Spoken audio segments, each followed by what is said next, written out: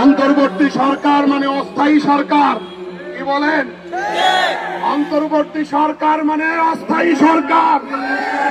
এই অস্থায়ী সরকার রাজনৈতিক দলগুলোর সাথে কোনো বোঝাপড়া না করে, কোন রকম পরামর্শ ডিসকাশন না করে দেশ বিরোধী এইরকম কোন সিদ্ধান্ত নিতে পারে না।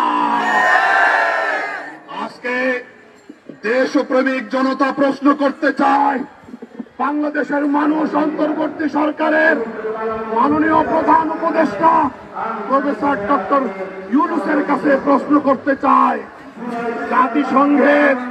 জাতিসংঘের মানবাধিকার অফিস গাজায় আছে, কিন্তু সেখানে ইসরায়েলের হায়নারা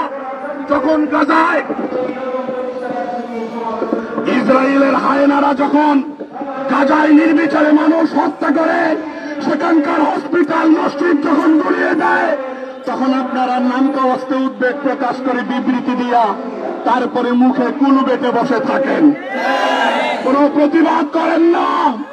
সেখানকার বর্বরতা বন্ধ করতে পারেন নাই, সেখানে গণহত্যা বন্ধ করতে পারেন নাই। জাতিসংঘের মানবাধিকার হাই কমিশনের ইতিহাস পক্ষপাতিত্বের ইতিহাস।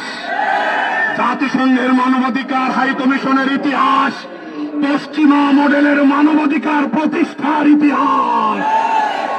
কলম্বিয়াতে তাদের মানবাধিকার কার্যালয় রয়েছে, যে সেখানে পক্ষপাতিত্বের অভিযোগ রয়েছে।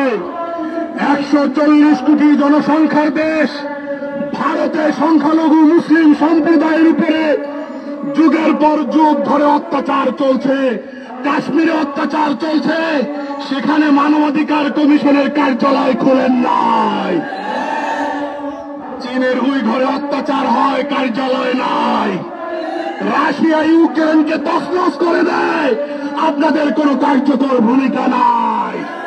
2021 সালে মোদী বিরোধী আন্দোলনে এই সংগঠনের 1 ডজনেরও বেশি সিনিয়র নেতৃবৃন্দ ফ্যাসিবাদী শাসকের রোষানলে পড়ে কারাভোগ করেছে। 2024-এর রক্তসেনা জুলাইয়ে শুরুতেই জমিয়ত উলামা ইসলাম বাংলাদেশ প্রেস কনফারেন্সের মাধ্যমে আন্দোলনকারী ছাত্র জনতার প্রতি একাত্মতা সংহতি প্রকাশ করেছে। রক্তসেনা জুলাইয়ের শেষে আরেকটি সংবাদ সম্মেলন করে মাঠে কর্মসূচি দিয়ে আন্দোলনকারী জনতার সাথে ময়দানে নেমে এসেছে। অভ্যুত্থানের এক পর্যায়ে আগস্টের 3 তারিখে শাহবাগে গিয়ে জমিয়ত উলামা ইসলাম বাংলাদেশ আন্দোলনকারী জনতার সাথে একাত্মতা ঘোষণা করেছে।